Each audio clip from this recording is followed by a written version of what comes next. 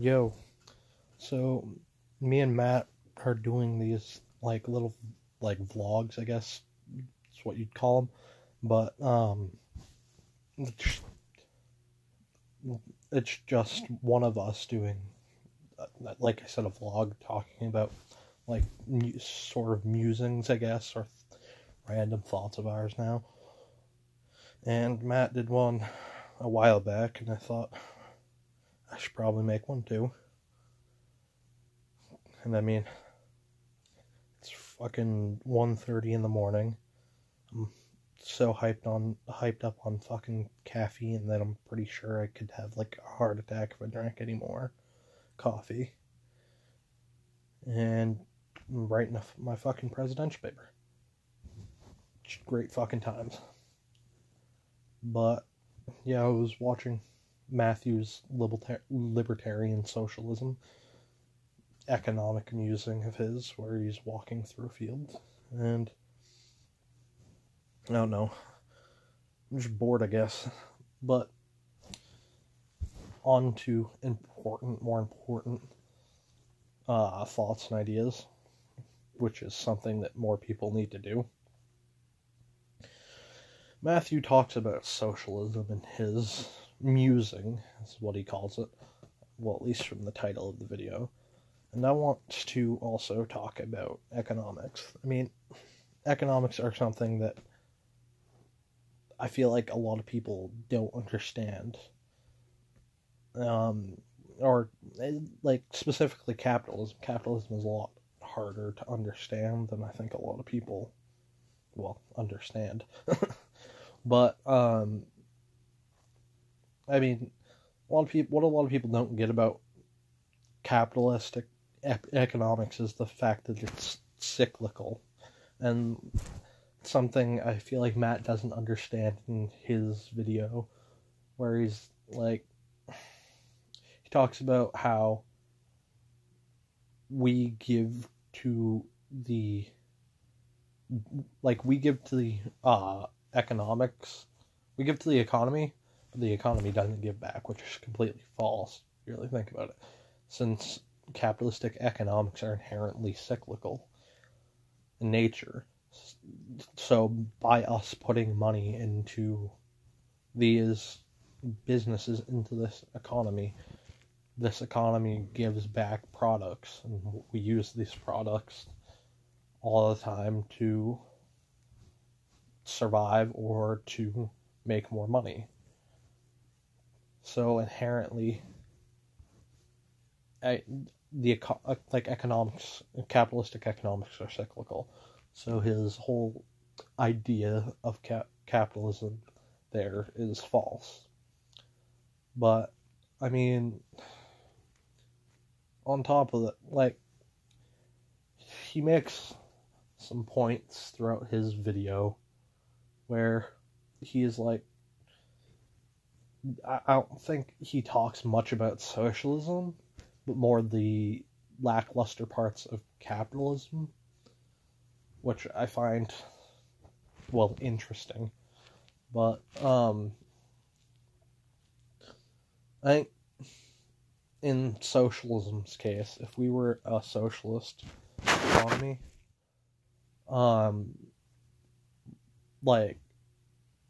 it would be a lot like if Thomas Jefferson's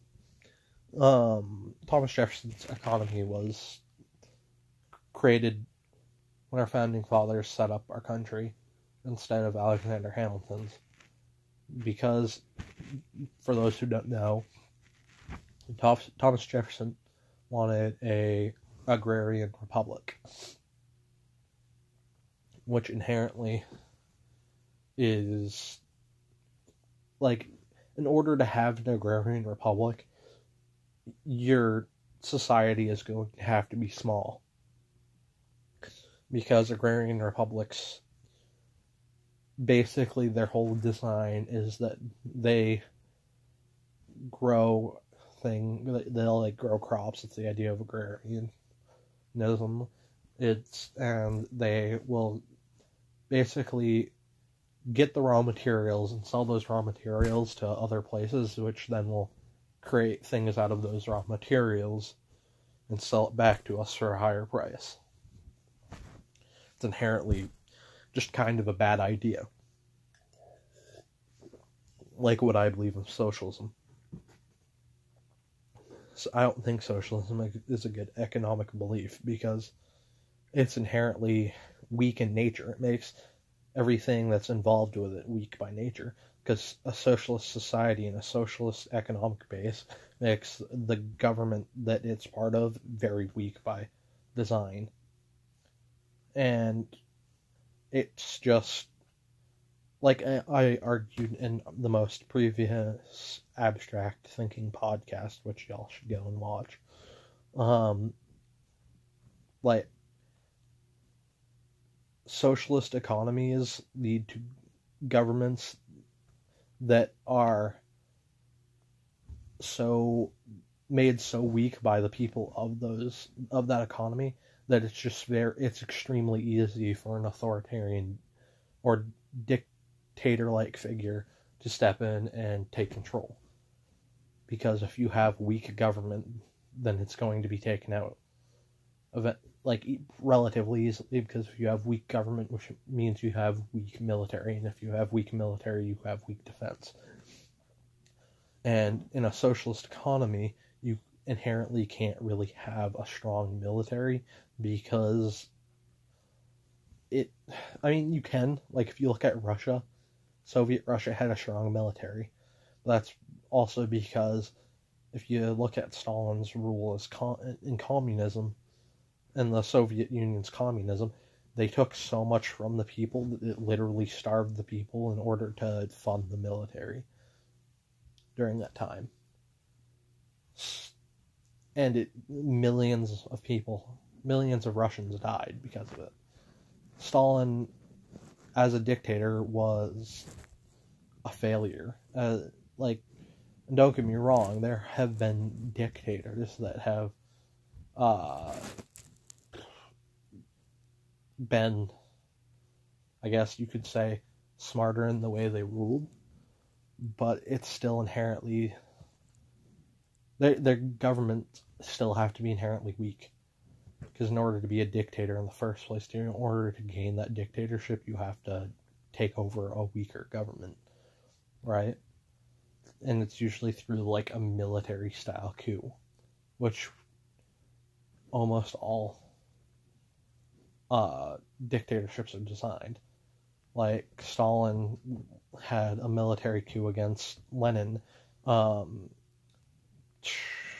Kim Jong-il's father, I can't remember his name for the life of me. Kim Jong-il's father, when he took North Korea, became the first dictator of North Korea. Well, I don't think the first. There's probably some hundreds of years before him. But he became the first dictator in that line of dictators of North Korea. The way he took North Korea was through a military coup. Same could be said for the Venezuelan dictator currently. He installed a socialist government and basically led a military coup against the leader before him and took over Venezuela. And now Venezuela is starving under that socialist government. To my knowledge, there's only one socialist government that's ever even remotely worked, and it was in a very small, tiny country. Like I said in the previous podcast again, socialism and communism can only really work in small governments, very, very small governments. It's how socialism's always worked. But on top of that,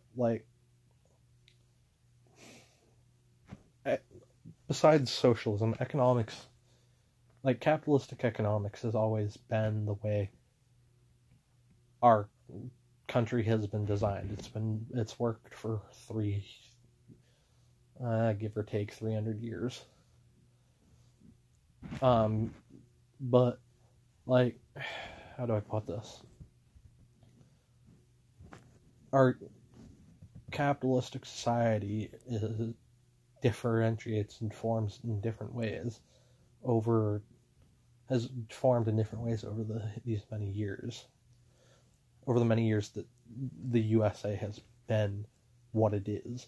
Like, when the founding fathers were designing our economy, when Alexander Hamilton was designing our economy, he designed this capitalistic economy that's amazing, to say the least. And, like, it was cyclical. That's how you need to have an economy. It needs to be cyclical, which is another inherent problem of socialism. Socialism, in many ways, can't be cyclical, because the idea of socialism is that at least the theory behind socialism is that the workers' union revolts and takes over the economy, basically, because the economy is run by bureaucrats. Capitalistic economy is run by bureaucrats, and these bureaucrats crunch the numbers, and the numbers have to, and then these numbers can be manipulated and corrupted, and it's all designed to make bureaucrats richer. That's the inherent idea of communism. It was Karl Marx's idea of capitalism. He believed the workers should take over the economy and remake it, redesign it under a more communist style, where everybody had exactly the same amount of everything, which inherently is unrealistic by nature. Which is another flaw, I think, is a flaw I find in Matt's argument. And his economic musing is the fact that he thinks that capitalism is, or at least from what I took from what he said, he thought capitalism was unrealistic, which I find, well, amusing to say the least. But he, his idea behind this libertarian socialism of his, it's flawed in many ways, because like all libertarian socialism is flawed in the fact that, like I said earlier, it's inherently weak economic. You need to have that cyclical strength in economics to sustain itself, basically. Like, yes, there might be economic crashes here and there, but if you look at almost every example of socialism or communism that has ever really been, honestly, it's basically what happens is the workers revolt, take control of the economy, and they realize that it's inherently unrealistic for everybody to vote on everything involving anything and everything. So they set up a bureaucracy to control the economy. And that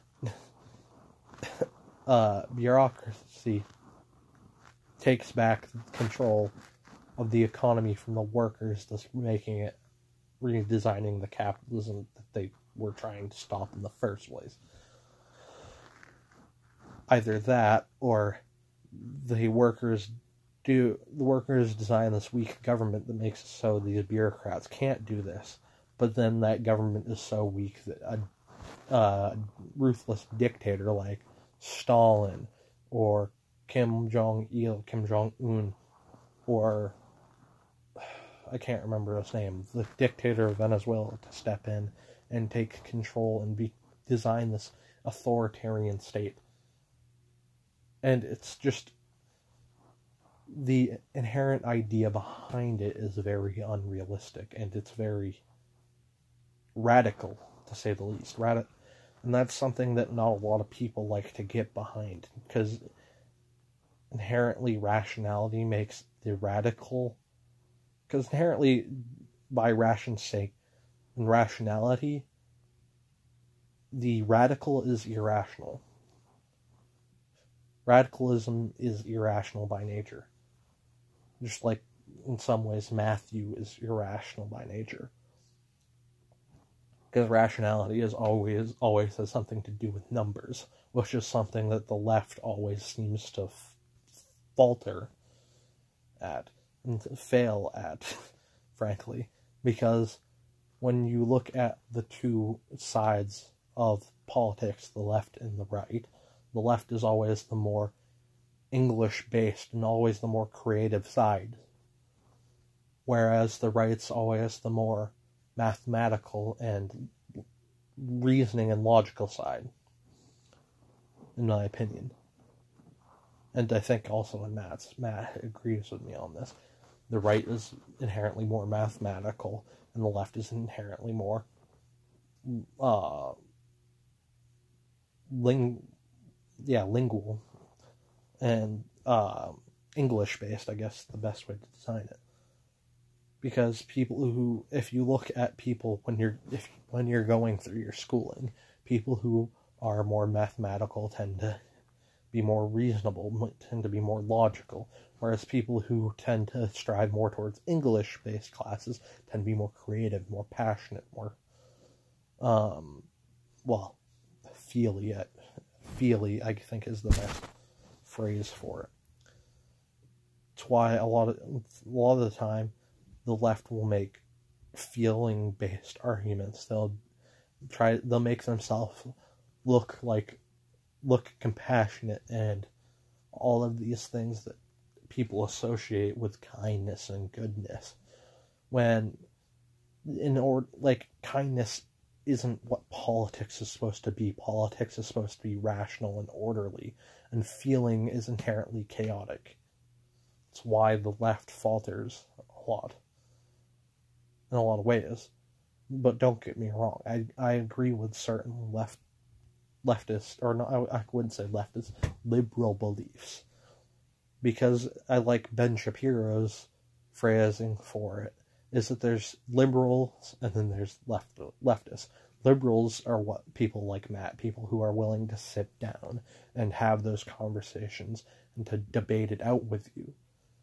And then you have people who are leftists, which are people from like Antifa, who try to censor and stop you from spreading this intellectual right-wing view, because they see it as offending to them because it's disagreeable to them.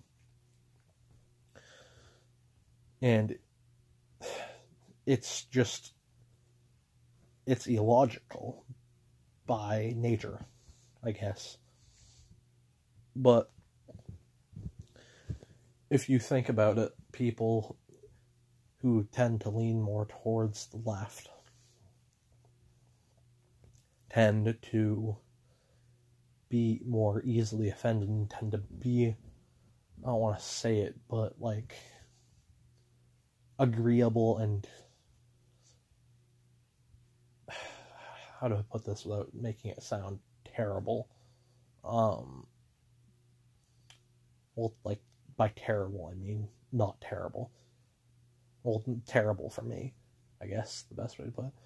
They're inherently what you'd see more as the kinder people, because they are more empathetic, they are more compassionate, inherently, because they're more creative in their thinking process. But they're illogical, and the inherent idea of, like I said earlier, the inherent idea of politics and economics is to be logical. Because if you're logical, you are successful. It's why, if you look at it, 90 is probably a bit over-exaggerated, but I think it's something like 60% of people who are in poverty lean towards the left. Which really, really doesn't make sense to me. Because if you think about it, people who are in poverty don't want to be paying as much taxes, and they don't want to be putting all this money towards the government, giving all this money to the government. And the left inherently, is almost always for raising taxes, whereas the right is for lowering taxes. But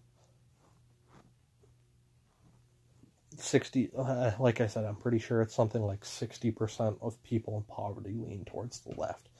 And the reason, one rule of capitalism is that you have to understand your economics to be successful in economics. Like almost literally anything else that involves some sort of skill. You need to know what you're doing to be good at it. So the people who are those more mathematical, those people who lean more towards the right, tend to be the ones that go into these higher paying jobs, go into these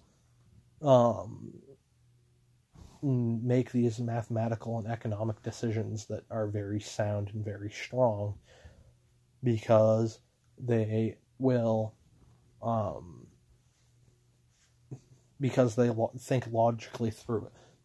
That's why a lot of the time you'll see people who buy and sell stocks, and people who are stockbrokers tend to lean more towards the right, because it's like I said earlier, the people on the right tend to be more mathematical thinkers and tend to be, and mathematics is inherently logical. So these inherently logical people, these inherently mathematic people, tend to lean more towards inherently mathematical and economic things like stocks, for example, because if you invest into something and then you start paying for things of these things that you invest in, you're literally buying something and then making some of that money back by being invested into that. So when you go to the store and you go and buy like that cereal, for example, or that food, for example, and like if you invest into like Kellogg's, for example, and you eat predominantly Frosted Flakes, when you go to the store and buy those Frosted Flakes, you're getting some of your money back because Frosted Flakes is a Kellogg's brand cereal. Since you're invested into Kellogg's, all of that cyclical nature of the economics is bringing that money back to you. That's why people on the right wing tend to be more the richer people, and it's also why people on the left wing tend to hate the 1%,